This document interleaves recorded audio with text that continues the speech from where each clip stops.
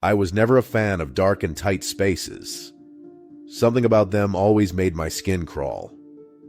So when Tommy T-Bone Jackson heard that creak of the elevator taking us deep into the mine, a place no one had touched in decades, I felt the weight in my chest.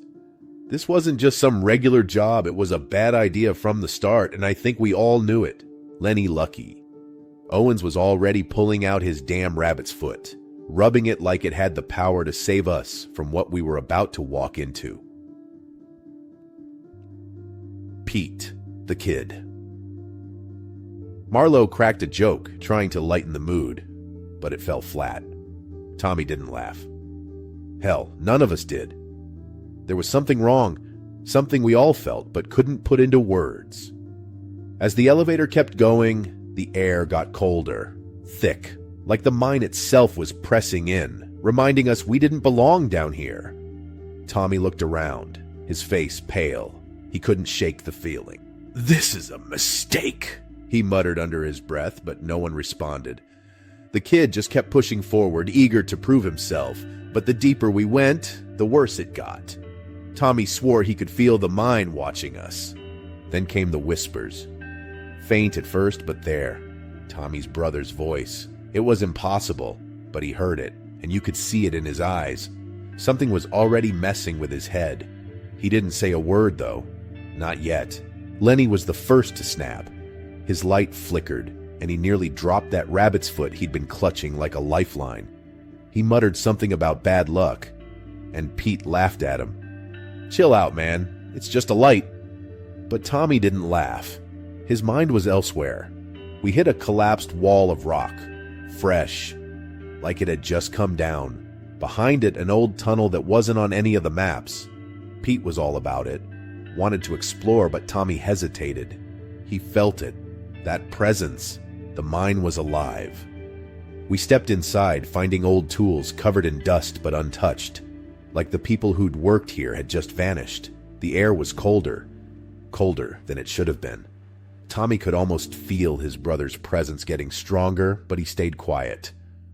"You don't say those things out loud." Then the ceiling came down. Pete didn't move fast enough. His leg crushed. He screamed, and Lenny lost it. Panic gripped him, and he started yelling that we had to leave Pete behind. He was convinced the mine was cursed, but Tommy wasn't leaving anyone. He started digging Pete out, ignoring the shadow he saw out of the corner of his eye, his brother. But when he turned, there was nothing. Lenny backed away, muttering about his father dying in a mine, saying we were all next. Pete, delirious from the pain, admitted he heard the voices too, the same ones Tommy had been ignoring. "Were we all going insane?" Lenny snapped, said his luck had run out and took off, abandoning us. Tommy felt the sting of betrayal, but kept digging. Pete wasn't going to die down here. Not if Tommy had anything to do with it. We moved deeper into the tunnel, hoping to find another way out. That's when Pete dropped the bomb. His father. He'd caused the accident that killed Tommy's brother. Rage boiled inside Tommy. He almost left Pete there to rot, but he kept moving. This mine wasn't taking another life. A scream echoed through the tunnel. Lenny, his voice filled with terror. Tommy debated going after him, but they needed to find a way out first. The whispers grew louder, more insistent, calling Tommy's name. Then Lenny reappeared, shaking, covered in dirt. He claimed he'd seen Tommy's brother standing in the dark, waiting for him. Lenny was losing it. We all were. They argued, Tommy, Pete, and Lenny, about what to do. Go back. Keep moving. Tommy's flashlight flickered, and for a second in the darkness, he saw his brother. Closer now, watching. Lenny tried to run again, but something grabbed him. A dark figure, pulling him into the shadows. His screams echoed through the tunnel, but we couldn't stop. The walls were closing in. Tommy and Pete found an old mining cart, maybe a way to move faster. But just as they prepared to use it, Tommy heard his brother's voice again. Louder, clearer. Pete tried to deny it, but Tommy could see the fear in his eyes. The cart screeched through the tunnel, whispers and footsteps chasing them. They hit a dead end. The exit was blocked. Pete lost hope, but Tommy refused to give up. Then his brother appeared, right in front of them, his face twisted in pain. Tommy knew it wasn't real, but the thing wearing his brother's face started accusing him of leaving him to die. The guilt nearly crushed him. As the tunnel collapsed, Tommy grabbed Pete and forced him into a narrow path, dodging the falling debris. The entity was right behind them, its whispers growing louder. They made it to the elevator, but it was broken. No escape. Lenny's screams echoed from below, and Tommy's mind started to fracture. The entity, still wearing his brother's face, whispered his name. Pete passed out from the pain, and Tommy was left alone, face to face with his guilt. He broke. Started confessing, admitting he felt responsible for his brother's death all those years ago. The entity stopped, as if satisfied. Tommy thought for a second that he'd won, but the elevator moved on its own. The doors opened, not to the surface, but back to the start of the tunnel. And there stood his brother, smiling. Story 2. The thing about going back underground, it's not just about facing the dark. It's about facing what's waiting for you down there, the stuff you thought you left behind. Marty stood by the phone, staring at the receiver like it might bite him. They wanted him back at the old section of the mine, the part where his crew never made it out. The foreman didn't say much, just that they needed someone familiar with the tunnels, someone who wouldn't flinch. Marty didn't flinch, at least not on the outside. But inside, he was thinking about the whispers, the voices of men who died because of him. That's the fear we all know. The one where no matter how fast you run, your past still catches up. And this time, it called his name in the middle of the night. He couldn't refuse. Jimmy and Zach showed up not long after. Jimmy was all jokes, like always. So this is the haunted part, huh? Maybe we'll find some ghost gold. He smirked like he didn't care, like the weight of the mine wasn't already pressing down on us before we even hit the tunnel. Then there was Zach, young, wide-eyed, and full of admiration. Kid thought Marty was some kind of hero, like a legend that survived hell. They didn't know. Not really. We started the descent, the old creaky elevator groaning as we went deeper. Marty felt it right away. The mind's got a way of watching you. It doesn't move, but it feels like it does. Like it's got eyes, just waiting for you to slip. Jimmy kept running his mouth about shortcuts and secret tunnels. "I've been down here before, no big deal," he said. But Marty wasn't buying it. Every step down, the tension built in his chest. His crew's whispers were coming back. Faint at first, but there. Jimmy was still laughing, but Marty could tell his nerves were starting to crack. That's when we hit the forbidden tunnel, the one they told us never to mess with. Jimmy, cocky as ever, was all for it. "Shortcut," he said. "Get us out faster." Zach looked to Marty, unsure but eager to impress. Marty hesitated. The whispers, they were clearer now, familiar voices calling out from the dark. But Jimmy wouldn't let up. "What's the matter, old man? Scared?" Marty wasn't scared. He was tired. Tired of being haunted by the past. Tired of not being believed. Against his better judgment, he followed them in. The deeper we went, the more the walls felt like they were closing in. Shadows moved in the dust, just out of sight. He knew better than to trust his eyes down here. The mind liked to play tricks. We hit a rumble, just a tremor, but Marty knew better. This mine was alive in a way you can't explain. It takes what it wants. Jimmy tried to laugh it off. Zach looked like he was going to piss himself, and Marty just kept walking. Kept pushing forward, ignoring the whispers that grew louder. Then we found it. An old, rusted pickaxe. Marty's breath hitched. The handle had the mark of his crew. He whispered, "We need to leave. Now." Zach's face turned pale, but Jimmy, stubborn and stupid, waved it off. "It's just an old tool, man. Relax." The ceiling shifted, dust falling like the mine was waking up. Marty could feel it breathing now. Zach started coughing, panic setting in. Jimmy refused to back down, accused Marty of trying to scare them. but there was no time to argue. The tunnel was narrowing, walls creeping closer like it wanted to trap them. Marty's breath quickened, his mind spinning back to that day. The collapse, the screams, the ones he couldn't save.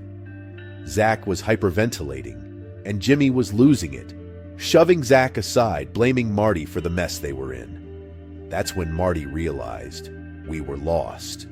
The mine had twisted the path, playing with us. We weren't getting out. Another rumble shook the ground. Zach's foot got pinned under a rock. He screamed, and Jimmy tried to dig him out, but the more he dug, the tighter the tunnel seemed to close around us. Marty just stood there, frozen. The whispers, those voices, they were laughing now. The mine was taking Zach, just like it had taken the others. Jimmy wouldn't leave him, screaming at Marty to help, but Marty knew. He grabbed Jimmy, pulling him back, whispering, "We have to go." But Jimmy refused. Zach screamed again, and the ground shifted one last time. Zach was dragged deeper into the tunnel, his voice swallowed by the earth. We ran after that, or maybe we didn't run, maybe the mine just pushed us. I don't know. The path twisted again, and Jimmy, out of his mind, started screaming about curses, but Marty stayed quiet. He knew Zach was gone. The mine had claimed him long before tonight. We hit a fork in the tunnel that shouldn't have been there. Jimmy, desperate and shaking, picked a path, and Marty followed. He knew it was the wrong way, but the whispers didn't care. They mocked him now, louder and louder, like they were enjoying the show. The tunnel ended in a dead stop. No way out. The walls pulsed, like they were alive, like the mine was breathing, feeding on our fear. Jimmy lost it, punching the walls, screaming for help that wasn't coming. Marty didn't move. He heard a new voice in the whispers this time. His own. We didn't make it out after that. Not really. The ground shifted again and we fell deeper and deeper until everything went dark. When Marty woke up, he was back near the entrance, covered in dirt. Alone. No one believed him after that. He tried to explain, but the whispers, they never leave you, not after what the mine takes. Marty went back to the mine one last time. He knew what was waiting for him down there. The whispers went quiet when he disappeared. They had what they wanted. Story 3. We all share that fear, being trapped, not just physically but mentally, in a place that swallows you whole. It's the fear that no matter how much you fight, you'll never escape. Jake Bishop knew this feeling all too well as he flicked on his miner's helmet. The darkness ahead swallowing him, Sam and Derek like they were just ants in the belly of the earth. He muttered under his breath, "We shouldn't be going this deep," but nobody was really listening. Maybe Sam didn't care. Maybe Derek didn't even hear him, already lost in that black void they were about to walk into. "Bet we'll find the mother lode, huh?" Sam joked, trying to shake off the tension. The guy was always running his mouth, but Jake could feel it, the weight of all that rock and dirt pressing down on him. Every breath felt a little harder, and he wasn't sure if it was just the tight air or something else. Meanwhile, Derek just stared into the dark, barely blinking. Creepy as hell. But maybe Derek had always been that way. Their boss crackled in over the radio like some god far away giving orders. "Push deeper, boys. Big payout if you hit the new vein." Jake cursed under his breath. Yeah, right. Big payout, like they were digging for gold. Felt more like they were digging their own graves. Eventually, they reached this hollowed-out part of the mine. The walls weren't jagged like they should have been. No, these walls were smooth. Unnaturally smooth, like something had been down here long before them. Sam laughed. "Nature's handiwork, huh?" But Jake couldn't shake the chill that crawled up his spine. Something was wrong. Derek was the first to touch the wall, fingers tracing the surface like it held some ancient secret. "These tunnels, they go deeper, way deeper." His voice was low, almost reverent. Jake snapped at him. "Focus, man! We've got a job to do!" But Derek, he was already gone, mind wandering somewhere Jake didn't want to follow. That's when it started. Just a faint echo, bouncing back from the tunnel ahead. Jake knew it wasn't loose rocks. He'd been in enough mines to tell the difference. Sam, though, brushed it off like it was nothing. Just the earth settling. Sure, Sam. Keep telling yourself that. They moved forward, Jake's gut twisting, telling him to turn back. But Sam was all about moving ahead, leading the way with dumb jokes, even as the unease started creeping into his voice. They kept going, despite Jake's instinct screaming at him to stop. And then they found it. A hole, not on any of the blueprints. Not part of the mine they knew. Of course, Derek wanted to explore, and Sam, being the idiot he was, egged him on. Jake knew it was a mistake. He knew. But what could he do? Reluctantly, he followed. Crawling through that hole, the air felt thick, the lights flickering like the tunnel didn't want them there. The walls, man, they were pulsing, like the place was alive. Jake's breath came faster. Something was wrong. So wrong. The temperature dropped the deeper they went. Sam, for once, had shut his mouth. His jokes dried up just like the warmth in the tunnel. Derek muttered something about whispers, his flashlight jerking around like he was chasing shadows. Jake tried to slow him down, but it was like trying to hold back a landslide.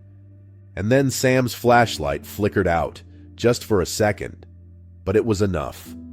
His laugh cracked, the bravado slipping. That's when they heard it, scraping in the dark. Derek tried to blow it off, but his voice trembled. Jake tightened his grip on his pickaxe. This wasn't right. Without warning, Derek bolted, chasing something they couldn't see. Jake shouted after him, but Derek was gone before he could do anything. Him and Sam split up, trying to find him, but the deeper Jake went, the more the mine seemed to close in, pressing on his chest, making every step feel like dragging his legs through mud. Then, the scream. It echoed through the tunnels, Derek's voice twisted with pure terror, and Jake froze. It wasn't a normal scream. It was the kind that rattles your bones, that makes you question everything. Jake ran toward it, but when he got there, nothing. No Derek, no tools, no footprints. Just emptiness. Sam showed up moments later, his face pale. Jake could see it. Sam was just as scared as he was. Hell, maybe more. The mine felt tighter now, like the walls were pushing in. Sam started to hyperventilate, eyes wide like a trapped animal. Jake grabbed him, tried to keep him grounded. Focus. We need to get out. Now. But the mine had other plans. They tried retracing their steps, but the tunnel twisted, turned in ways it shouldn't. 3 times they passed the same hollowed-out section. 3 times. Sam started ranting, convinced something was hunting them, but Jake didn't argue. Hell, maybe he was right. A shadow moved, closer this time. Jake swung his pickaxe at nothing, nerves frayed. Then Sam's light went out again, and this time it didn't come back. Jake was left alone, calling out Sam's name, but only the mine answered back with silence. He stumbled back to the hollowed-out section, but something was different. The air was thick, reeking of decay, and then he saw them. Bodies. Miners who'd vanished over the years, twisted, hollowed-out husks. Jake backed away, but the tunnel behind him shifted, closing in, forcing him toward the bodies. Desperate, Jake swung his pickaxe at the walls, but it was like hitting solid steel. The mine wasn't letting him go. And then the shadows returned, swirling around the bodies, creeping toward him. He could feel it. The mine feeding on him, just like it had fed on them. His legs buckled, his breath coming in shallow gasps. Jake screamed for Sam, for Derek, but the mine just absorbed the sound, mocking him. He tried to dig his way out, clawing at the dirt, but it was no use. His skin was cracking, turning to dust, just like the others. In a last frantic move, Jake grabbed his radio, begging for help, but all he got was static. They'd forgotten him. He was already dead to them. He was alone. And as the shadows closed in, swallowing him whole, Jake's last thought was a bitter laugh. He always knew the mine would kill him. Story 4. The silence was the first thing that always got to me. It's not like the quiet when you're alone in a room or even out in the woods. It's the kind of silence that wraps around your lungs, making it hard to breathe. Mines do that to you. The deeper you go, the more it suffocates everything. I hated that silence. Always have. But that day, it was worse than usual. Way worse. Frankie Bull Thompson, that's me. I've been in the mines longer than I can remember, but even after all those years, I still couldn't get used to the quiet. That's what haunted me. That day, we were heading down to the deepest, most forgotten parts of the mine. Randy Razor Cooper, the dumbest jock of the lot, was with me, cracking jokes the whole time, acting like this was just another shift. But the deeper we got, the worse the quiet became. And of course, Randy, being Randy, wouldn't shut up, mocking me for being all silent and twitchy. But I felt it, man. I felt the pressure of the earth squeezing us tighter with every step. I checked my gear, hands shaking a bit more than usual. Randy saw me and laughed, called me paranoid. But something didn't sit right. It was like the whole place was waiting for something to happen. Then Lyle Whisper Jennings showed up, barely making a sound like he always did. He was the quiet type, but when he pointed at the tunnel wall, his face looked like he knew something was off. The guy had instincts you couldn't ignore, even if Randy thought he was a superstitious freak. Randy shrugged it off, but I couldn't. Lyle's instincts had never been wrong. Then it started, the low hum in my ears. It was faint, almost like it wasn't real. But with each step, it grew louder. I could feel it in my bones. Lyle, tapping the wall, motioned for us to listen carefully. That's when I felt the pulse in the ground, and the whole world around us collapsed. The tunnel behind us caved in with a deafening roar, cutting us off from the outside world. Dust filled the air, choking us, and my ears went fuzzy. My worst nightmare was creeping in, losing my hearing completely. Panic started bubbling up, but Randy's cocky attitude had finally cracked. He was shaking, his usual bravado gone. Lyle, pale as a ghost, scribbled a note on a scrap of paper. "We're not alone." My heart raced. Randy nervously laughed when he read it, but the crack in his voice gave him away. He wasn't laughing because it was funny. He was scared shitless. Then we saw the footprints in the dust. They weren't from any of the crew. Whatever left those prints wasn't human. Randy freaked, yelling into the tunnel like an idiot, demanding whoever was there to show themselves. But the only thing that answered was the silence, thicker than ever. Lyle motioned for us to follow, and even though every part of me screamed not to trust him, I didn't see another option. The deeper we went, the weirder it got. The silence wasn't just quiet anymore. It was like it was pressing down on us. And the hum in my ears turned into a full-blown ringing. Then I heard it. A whisper. Not Randy's voice, not Leela's either. Something deeper in the mine, calling my name. Randy started losing it, clutching his head, screaming that he couldn't see. Said the mine was taking his sight, just like it took his dad's all those years ago. I didn't even know the guy's dad worked down here. That was news to me. But seeing him like that, screaming, clawing at his eyes, I started to believe it. Lyle tried calming him down, guiding him forward, but Randy was beyond reason, convinced he was going blind. I could feel the walls closing in like the mine was alive, shifting around us. Then Lyle stopped dead, his face unreadable.